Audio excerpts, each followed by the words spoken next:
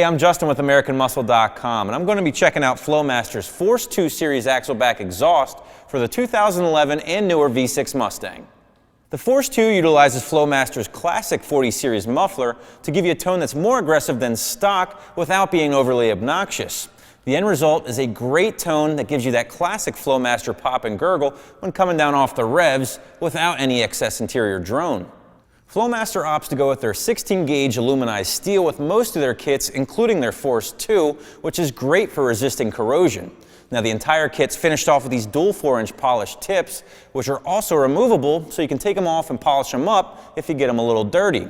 Now, when it does come time to install the kit, it should only take you about an hour using standard hand tools.